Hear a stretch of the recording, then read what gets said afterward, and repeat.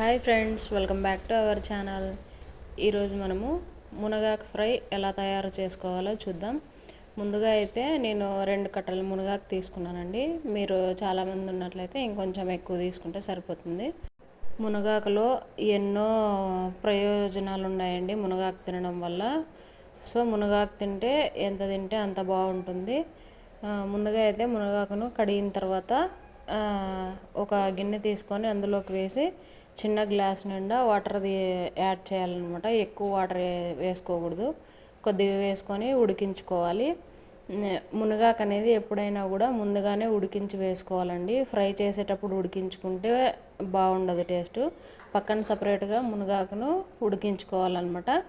ఇలా ఉడికించుకొని పక్కన పెట్టేసుకోవాలండి. ఇదిగో ఇక్కడ చూపిస్తున్న విధంగా వాటర్ అంతా పోయేలాగా ఉడికించుకోవాలి. వాటర్ అంతా పోయిన తర్వాత దించి పక్కన పెట్టేసుకోవాలన్నమాట. ఇలా పక్కన పెట్టుకున్న తర్వాత అందులోకి పల్లీలు, ఒక 4-5 ఎండుమిరపకాయలను వేయించుకోవాలన్నమాట. ఎందుకంటే అలా వేయించుకోవడం ద్వారా ఎండుమిరపకాయలకి పచ్చివాసన అనేది పోతుంది. పల్లీలు మనము మామూలుగా చట్నీ కోసం ఎలా వేయించుకుంటామో అలా వేయించుకుంటే సరిపోతుంది. ఇదిగో ఇక్కడ చూపిస్తున్న విధంగా ఇలా వేయించుకోవాలన్నమాట. ఈ పొడి వేయడం వల్ల మునగాకు ఫ్రై అనేది మంచి టేస్ట్ వస్తుంది. సో దానివల్ల పల్లీలు, ఎండుమిరపకాయలు మాత్రమే వేసుకోవాలి, ఇంకేం అవసరం లేదండి. కొంతమంది మసాలా వేస్తారు, కానీ మసాలా కంటే కూడా ఈ పొడి వేస్తేనే చాలా టేస్ట్ వస్తుంది.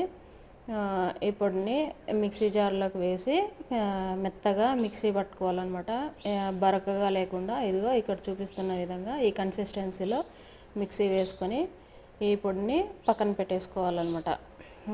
ఇలా మిక్సీ వేసుకున్న తర్వాత మనము అందులోకి పోపు వేయడానికి ఒక ఆనియన్, 4-5 పచ్చిమిరపకాయలను తీసుకొని సన్నగా తరిగి పెట్టుకోవాలి.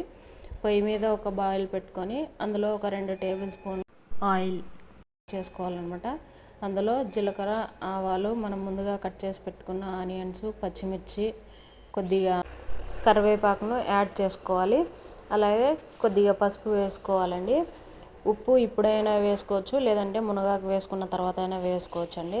కానీ ముందుగా వేసుకుంటే ఏంటంటే ఆనియన్స్ అనేవి బాగా మగ్గుతాయి. సో దానివల్ల ఉప్పు ముందుగా వేసుకుంటే కూడా పర్లేదు.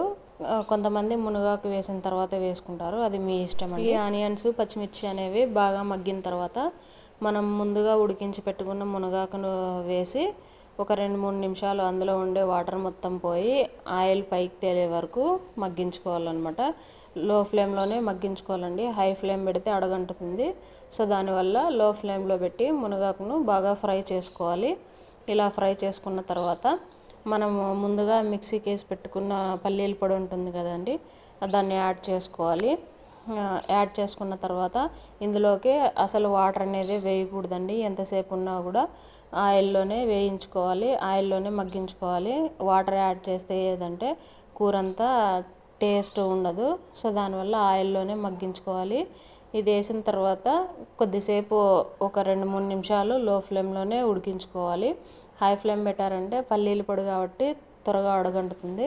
సో దానివల్ల ఒక 2 నిమిషాలు లో ఫ్లేమ్లోనే మగ్గించుకుంటే సరిపోతుంది అనమాట.